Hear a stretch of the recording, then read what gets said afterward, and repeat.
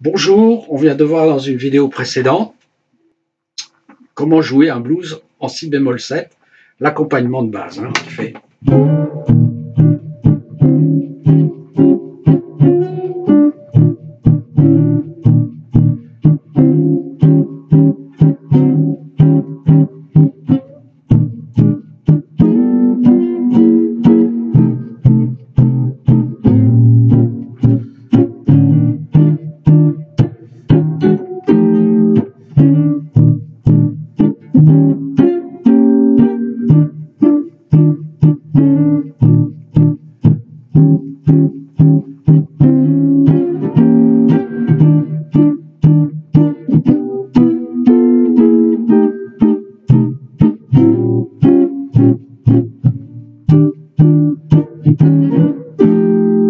Voilà. Donc, ça c'est pour l'accompagnement. Alors moi, ce que je vous propose de jouer, c'est tout simplement de comprendre quelles gammes peuvent être jouées là-dessus. Bon, évidemment, la gamme les plus évidentes, c'est la gamme pentatonique. On va rester sur ces gammes pentatoniques pour apprendre à phraser. Alors, quelle gamme pentatonique on va jouer? On en a deux possibles. On a la gamme de si bémol penta mineur que jouent tous les rockers. Vous l'avez peut-être appris en la ici. Ok. Bah, il suffit de la jouer un demi-ton plus haut. J'expliquerai plus loin ou dans d'autres vidéos pourquoi on joue une gamme mineur penta sur un accord de septième de dominante qui est censé être un accord majeur. Ça semble absolument antithétique, mais en tout cas, ça marche. Il faut voir dans une autre vidéo pourquoi. En tout cas, travailler cette gamme-là, qui est typique du blues, du rock. Voilà. Donc, on est ici. Pour les doigtés, ce n'est pas difficile. 1, 7, pardon, je vais vous donner 1, 2, 3, 4 pour chaque doigt. 1, 4, 1, 3, 1, 3, 1, 3, 1, 4, 1, 4. Donc c'est toujours 1, 2, pardon, 1, 3 ou 1, 4. Donc, pas compliqué, c'est 3 fois 1, 3 et 2 fois 1, 2. Donc, 3 fois 1, 4, pardon, et 3 fois 1. Donc vous avez.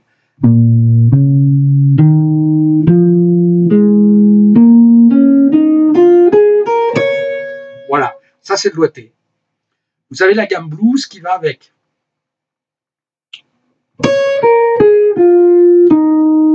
Et quand vous arrivez là, vous changez, vous êtes 3, vous refaites 3 et le 2. Et quand vous êtes à la cinquième corde, un petit chromatique.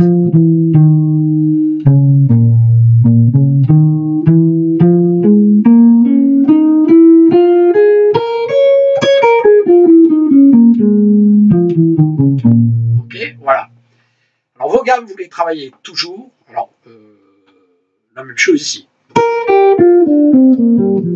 Donc vous avez cette deuxième gamme qui est possible, qui est cette fois sol mineur et qui correspond à si bémol majeur penta. Vous voyez, donc vous avez si bémol majeur penta, et là ce qu'on venait de faire, c'était si bémol mineur penta.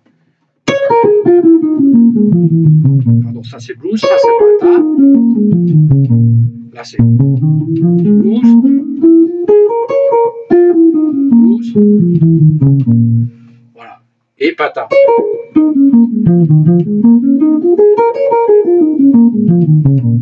Et ici vous avez penta, blues, pardon.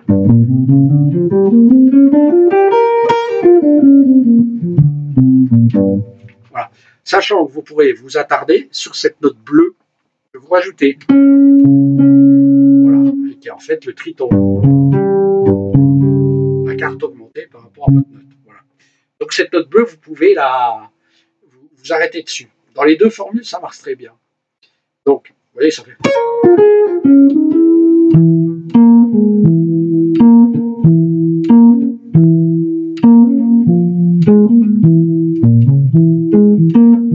Vous voyez, là je l'ai isolé au lieu de faire.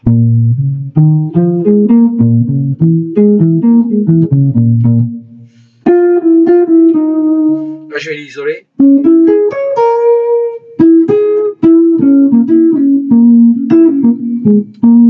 voyez, voilà. Vous voyez que ce sont des phrases qui sont assez courantes. Alors, une fois qu'on connaît cette gamme-là, comment phraser pour arriver à improviser correctement? Alors, la première chose, ne pas jouer trop sur le temps. Jouer des croches et des noirs. Ça, c'est le premier exercice. Le problème, c'est quand on travaille ça, tout de suite, qu'est-ce qu'on entend? Ça sonne japonais, ça sonne chinois. Donc, en fait, on entend une déclinaison de la gamme pentatonique qui est très ancienne, que l'on retrouve dans par exemple, à l'époque minoenne, c'est-à-dire les Minos, c'était un roi grec, hein, donc 2000-3000 ans avant Jésus-Christ. Donc, cette gamme pentatonique que l'on a retrouvée, que l'on a quel pays d'ailleurs à l'origine, la gamme minoenne, puisqu'on est sûr qu'elle existait il y a 3000 ans, et a priori, ce serait ses origines. Voilà, donc elle existe en Grèce, elle existe en Asie depuis quand, on ne le sait pas, mais en tout cas, elle existe en Asie. Elle sonne très asiatique quand on la joue comme ça. Pardon.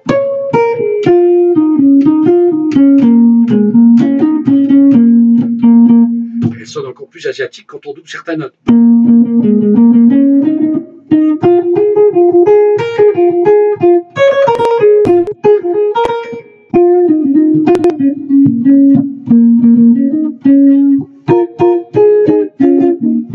Voilà. Et on peut les doubler. Alors c'est vrai que ça sonne asiatique quand on les double. C'est-à-dire on joue les notes de dessus. Parfois ça donne une quarte, parfois une tierce une note. My Shining Girl de David Bowie. Pas un hasard. Voilà.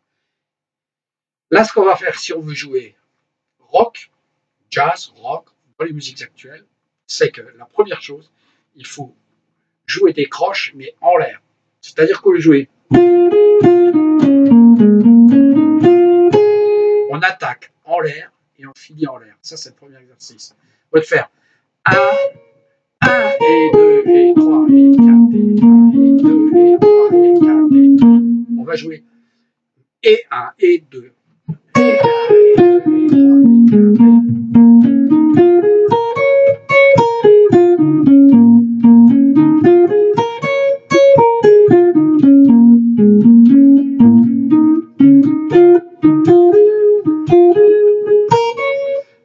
et 2 et 3 et 4 et... Et voilà. Vous voyez, voilà. Ça, c'est la première base. Après, je syncope de plus en plus. C'est-à-dire que je vais jouer et.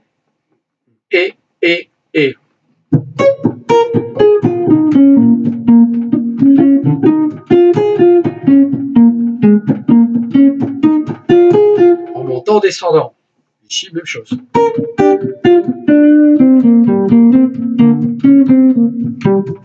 Sur la gamme majeure, sur la gamme pentatonique.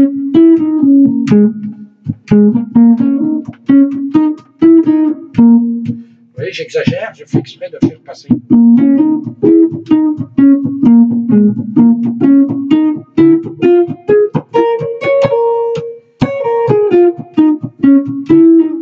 Voilà. Voilà.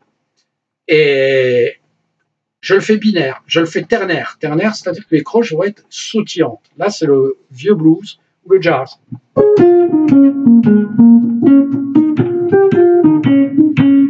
Ketam, tatam, tatam. Atam, tatam. Eta.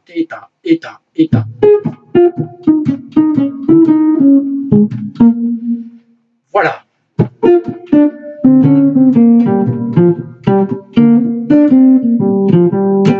Ok. Et formule suivante. On va essayer d'en mettre moins. On va en enlever. On va faire des pauses.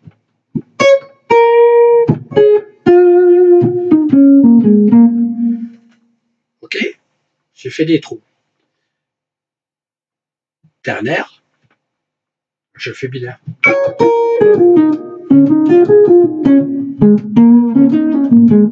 Ok. Voilà. Et dernière étape, des liaisons, des accidents rythmiques, pas des accidents, pas des accidents, mais vraiment des ornements. Des ornements par approche de notes, des slides, etc., des liaisons, en fait. Beaucoup de liaisons, des bounds, etc. Donc, j'approche par demi-ton. Alors, je vais travailler mes liaisons sur une ou deux notes et en travaillant en l'air. 1, 2, 3, et 1, et 1.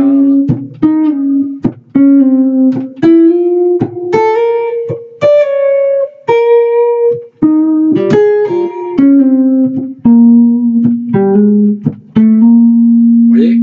Et je vais rajouter ça à mon matériau. 1, sur du patin pour le moment. 1, 2, 3, 4, et 1.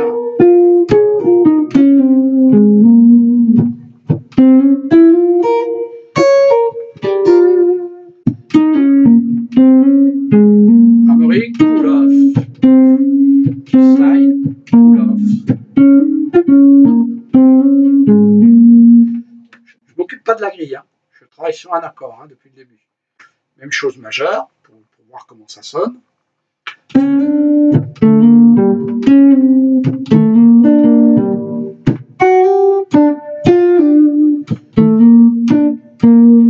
Des vibratos.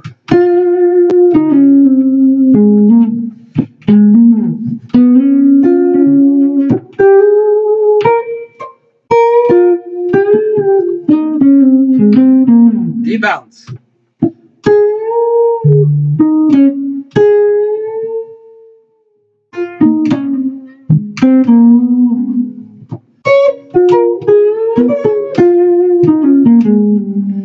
Vous voyez déjà le son? Voilà.